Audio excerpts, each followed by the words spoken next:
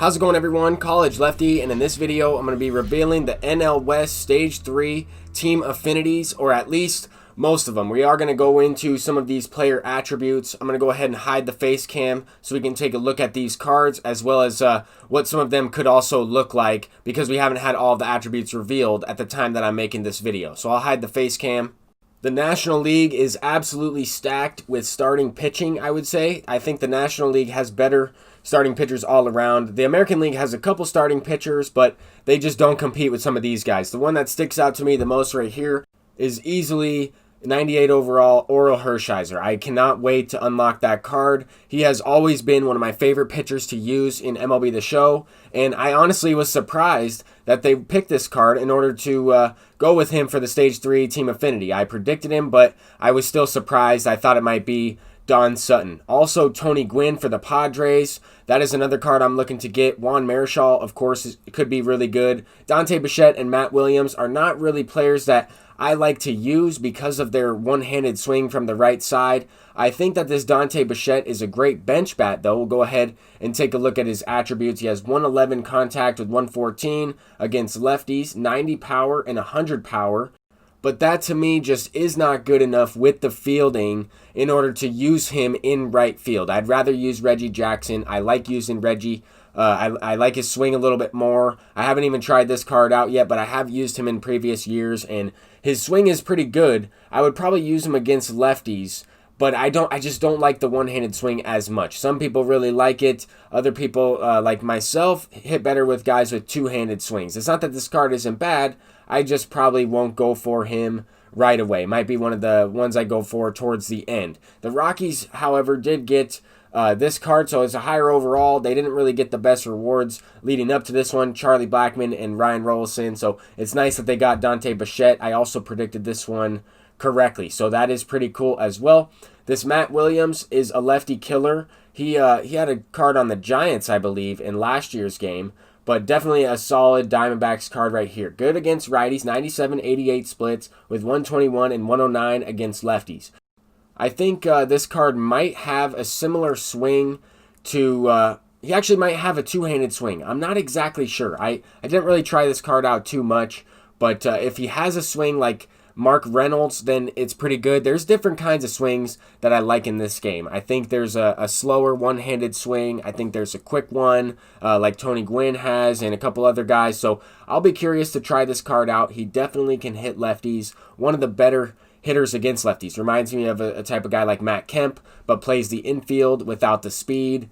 He will play, only third base, though. That's one other thing to keep in mind. He doesn't have any secondary positions, so he is a little limited there. I might use this card as a bench bat, even though he does have gold fielding, just because I wouldn't want to use him at third personally. This Tony Gwynn card is one that I'm definitely going to be going after. I have a lot of gold cards stocked up, and I probably will be using them for exchanges, as well as trying to sell the ones I don't need to try to make a profit back, or try and make some of my stubs back through the Stage 3 team affinities. This NL West, though, is pretty solid all around. I mean, we won't necessarily have the attributes for the other guys, Orel Hershiser and Juan Marichal, still waiting on those. I'm going to go ahead and link those attributes in the comment section down below, but I will be going over what their card could potentially look like. So we'll also be getting into the event. This Tony Gwynn is a card that I cannot wait to try out in the Moonshot event. I want to be able to see his power on All-Star difficulty. I want to see how that 65 and 55 works with those contact attributes. 121 clutch, diamond fielding, 85 speed, which is a little bit lower than in previous years, but definitely a solid card. I'm very surprised that we got 99 overall Tony Gwynn for Stage 3. I thought for sure that would be the Stage 4 card, and now I don't really know who they would go with. This card is from MLB The Show 17. Orel Hershiser, 99 overall postseason card. He had a sinker, curveball, cutter, changeup, and fastball. He'll have the same pitch mix in this year's game in MLB The Show 20. However, the one thing to keep in mind when you're looking at this card right here is that the attributes capped out at 99 this year. So they do not go up to 125. If you kind of boost them up to 125, even though this is a postseason version, then this card would be absolutely incredible. But I don't think they're going to do that. I think that this card was the one that we had in MLB The Show 19, and this is the card that we're most likely going to get a similar version of. I think he could be boosted in almost every category and could get up to that 98 overall. I'm really eager to see the actual attributes on the 98 overall card because I'm going to be unlocking that card immediately. I will probably exchange the cards in order to get this one. Orel Hershiser has been one of my favorite pitchers to use once again in MLB The Show, and I will, it's like a love-hate relationship. I'll hate facing him, but I'll love to use him on my team against people on Hall of Fame, Legend. I mean, pitching is really difficult in this game in general, but for whatever reason, Orel Hershiser is always really good, and I'm excited to try him out. But Juan Marichal got a 97 overall card in last year's game. I think that we could end up seeing a very similar card, even though it is a 99 overall this year.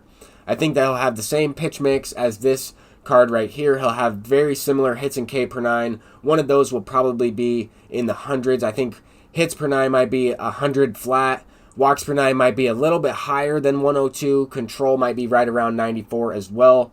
Maybe a little more velocity. I'm not really sure, but I am excited for Stage 3. I included this screenshot in my previous video, but I wanted to talk about how I've kind of prepared for Stage 3. I've completed all of the showdowns. I've used tons and tons of vouchers. I have completed some exchanges along the way as well, but that was through just investing cards in flash sales, investing cards in the stub sale, and just flipping those, selling all my World Series rewards so far. I don't have one of those cards on my team at all. I've sold all of them. I don't have any of the program cards either. I've sold those. I have put money into the game to complete the Mickey Mantle collections to save time, but I also completed some of the collections, or I guess exchanges, in Team Affinities with some of the money that I put into the game just to save time on Showdown. We have 25 sellable Starling Martes, and I took this screenshot right before they revealed the Tony Gwynn card.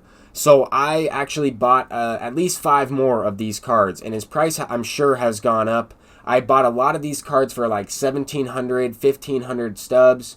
These Juan Sotos at one point were going for almost 4,000 stubs. That card has significantly dropped in price, but he will be going up because of the Braves, because of those teams in that division. We have the Mike Schmidt. We have a couple really solid cards in that division that you will be able to get with exchanges, and those cards should go up. So I just wanted to talk a little bit about that, and these are things that I've done to prepare for Stage 3, to try to get them done, as well as try and make stubs back, so that way when I'm exchanging cards, I'm not really spending a lot on the exchanges. So we're going to go ahead and get into the Moonshot event for the remaining portion of the video. I would have loved to wait a little bit longer to see those attributes on Orel Hershiser as well as Juan Marichal, but we'll have to wait and see if those are revealed by some content creator a little bit later today. They might be revealed right now as I'm talking about this Moonshot event, as I'm talking about this video. That's kind of what happened last time, and I did link those players' attributes in the comment section down below. So make sure to check out the comments for each and every video. If you guys enjoyed these videos, leave a thumbs up on it. Subscribe if you are new. I'm going to be uploading a lot more gameplay videos. I try and always include a lot of, at least a little bit of gameplay, but most of my videos are focused on gameplay. We've been trying to get out as many informational videos as well, talking about how to prepare for all the new content, trying to stay up to date with all the new content. This stuff will be released tomorrow, right around noon, I would say, Pacific time. It might be a couple hours later just because there is a lot of content, but I would have to double check the schedule on that. I have included that in a couple videos, but make sure to stay updated with that home schedule on the main screen, because that will let us know when everything is going down. I'm actually not even sure if it says the time on the updated schedule, but at least we know what's coming out, and we can kind of predict when it's going to come out based on when all the other stuff has come out. I think there's also going to be a headliner pack released pretty soon. I'm not sure. We always have those headliner packs coming out, and I'm kind of surprised that we didn't get one today, actually. But this opponent is able to hit a couple home runs down to his last out. He might be able to tie it up. We're just mixing in a Moonshot game. We hit a couple home runs and a couple hits with all-star players. I'm working on trying to grind out the 5th inning program, so we're using those all-star players, tallying those hits, so that way we can get those extra program stars online in that way. Ricky Henderson took the last one off the chest, And now Joe Torre is going to smack that one down the line. He brought in Magneuris Sierra as his pinch runner. So I figured he was going to try and score the tying run. Carlos Correa, 99 arm strength, throws him out by about halfway there. So that was not a close play at all, but that's going to do it for this video. Let me know what you guys think about the NL West Team Affinities. This one totally changed my approach on them. I'm going to be going for Orel Hershiser first and Tony Gwynn second probably, and then mixing in a couple of the other ones that I talked about in my previous video. Thank you all for watching. Have a great day, and peace out.